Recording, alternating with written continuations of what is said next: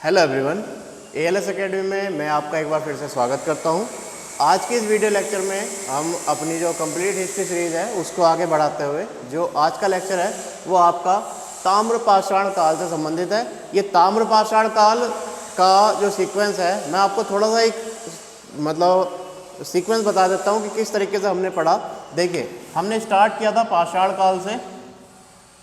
पाषाण काल में जो सबसे पहला था वो पुरापाषाण, उसके बाद मध्य पाषाण, उसके बाद नवपाषाण। इनका जो टाइम पीरियड था ये 8000 तक था अज्ञात से, ये 8000 से 4000 था और ये 4000 से 3000 था। आज जो हम सीक्वेंस पढ़ने वाले हैं वो 3000 से 1000 ईसा पूर्व के बारे में पढ़ने वाले हैं। यानी ताम्रपाषाण काल का जो समय अवधि थी वो थी 3000 से 1000 ईसा पूर्व तक के बीच की। ठीक, अब आज के इस लेक्चर में बहुत सारी चीज़ें इंपॉर्टेंट होने वाली हैं। देखिए, पाषाण काल में जो ज़्यादातर क्वेश्चन पूछे गए वो या तो वहाँ की महत्वपूर्ण स्थलों से पूछे गए या फिर वहाँ जो विकसित हुआ, जैसे पशुपालन का विकास हुआ, जैसे कृषि का विकास हुआ, ये क्वेश्चन पूछे गए। लेकिन ताम्रपाषाण काल के लोग ने धातु का प्रयोग करने के बाद अलग अपने लाइफ को बनाया। जैसे उन्होंने बहुत सारी संस्कृतियाँ विकसित की। सबसे ज़्यादा संस्कृतियाँ ताम्रपाषाण काल की मिलेंगी। जैसे आप सुनते होंगे हड़प्पा सभ्यता, वैदिक सभ्यता। ये हड़प्पा संस्कृति, वैदिक संस्कृति, ये संस्कृति हैं, लेकिन इनसे भी ज़्यादा संस्कृतियाँ ताम्रपाषाण काल में रही हैं। ताम्रपाषाण काल सबसे इम्पोर्टेंट पाषाण काल है। ठीक है, तो इसी सीक्वेंस में देखते हैं। ताम्रपाषाण काल का सबसे पहला पॉइंट आपने जो नोट करना है वो करना है इसका टाइम पीरियड 3000 से 1000 ईसा पूर्व। अलग अलग किताबों में अलग अलग जगह पर ये चीज़ें मिलती हैं, लेकिन ये अनुमानित माना जाता है और ये 3000 से 1000 सीक्वेंस में सही बैठता है। ठीक है, इसके अलावा ताम्रपाषाण काल से आने वाला सबसे ज़्यादा जो इजी क्वेश्चन है और सबसे ज़्यादा पूछे जाने वाला क्वेश्चन है कि इसका दूसरा नाम क्या है। तो इसका दूसरा नाम है चार्लकोलिथ युग। इसका दूसरा नाम है चार्लकोलिथ युग।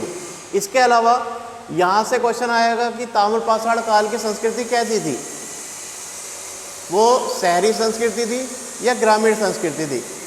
तो वो ग्रामीण संस्कृति थी, कृषि आधारित थी, यानी कृषि पर लोग डिपेंड थे और वो क्या थे, ग्रामीण थे। उसके अलावा ताम्रपाषाण काल में क्या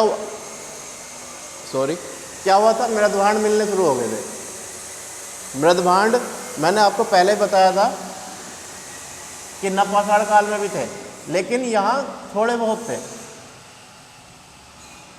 ज़्यादातर मृदभांड का विकास जो हुआ वो ताम्रपाषाण काल में हुआ। और तरह तरह के मृदभांड जैसे काले, लाल, गेरे, गेरुए ये मिलते हैं हस्तिनापुर से और काले पोलिस वाले मिलते हैं तक्षशिला से। ठीक है, सबसे बड़ा गांव ताम्रपाषाण काल के इंपॉर्टेंट क्वेश्चनों में जो सबसे ज़्यादा इंपॉर्टेंट मैं मानता हूँ, सबसे पहला कि इसका दूसरा नाम क्या था, चार्लकोलिथ युग। उसके बाद ये संस्कृति कैसी थी, कृषि व ग्रामीण संस्कृति थी।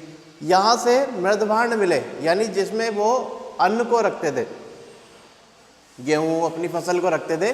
वो दो टाइप के थे, काले पोलिस वाले और लाल गेरिक और गेरवा, ये पोलिस वाले हैं। तो पोलिस वाले मिलते हैं तक्षशिला से। पोलिस वाले कहाँ से मिलते हैं, तक्षशिला से। लेकिन काले हैं, लाल है या गेरवा है, ये मिलते हैं हस्तिनापुर से। इसके अलावा जैसे मैंने आपको बताया, एक इम्पॉर्टेंट पॉइंट हो गया कि इसका दूसरा नाम। दूसरा मोस्ट इम्पॉर्टेंट पॉइंट है कि ताम्रपाषाण काल का सबसे बड़े स्थल जो था, जो सबसे बड़ा गाँव था, उसका नाम था नवदा टोली। और ये ताम्रपाषाण काल का सबसे इंपॉर्टेंट क्वेश्चन है कि सबसे बड़ा गांव कौन सा था। तो सबसे बड़ा गांव था नवदा टोली, मध्य प्रदेश में ये पड़ता है और इसके खोज करता थे एच.डी. संकालिया। यानी ताम्रपाषाण काल का पहला क्वेश्चन हो गया इसका दूसरा नाम, और दूसरा क्वेश्चन हो गया सबसे बड़ा गाँव, इसका नाम सबसे बड़ा गाँव। तो इसका सबसे बड़ा गाँव नवदा टोली कहाँ पड़ता है, मध्य प्रदेश में। और ये किसने खोजा, एच.डी. संकालिया ने। ताम्रपाषाण काल का जो दूसरा नाम है वो है चार्लकोलित युग। अब इसके बाद आगे देखते हैं, ये कुछ महत्वपूर्ण तथ्य हैं। इन तथ्यों को पढ़ने के बाद हम इसकी संस्कृतियाँ, इसके समाधान और इसके महत्वपूर्ण जो इसके खोज करता है उनके बारे में बात करेंगे। तो सबसे पहले इसके आने वाले जो प्रश्न हैं उनकी बात कर लेते हैं कि ताम्रपाषाण से क्या क्या प्रश्न आपके एग्जाम में आए हैं, उन्हें देखते हैं। तो देखिए, मानव द्वारा प्रयोग में लाई गई सबसे पहली धातु, मानव द्वारा प्रयोग में लाई गई सबसे पहली जो धातु थी उसका नाम था तांबा। तो मानव जो सबसे पहली बार यूज की थी वो धातु, उसका नाम था तांबा। उसके बाद ये क्वेश्चन ऐसे भी आता है कि भारत में सबसे पहले प्रयोग की गई धातु, तो भारत में सबसे पहले प्रयोग की गई धातु तांबा, मानव ने सबसे पहले प्रयोग की गई धातु तांबा। ठीक। ताम्रपाषाण काल के लोग मातृ देवी की पूजा करते थे। ताम्रपाषाण की खोज किसने की?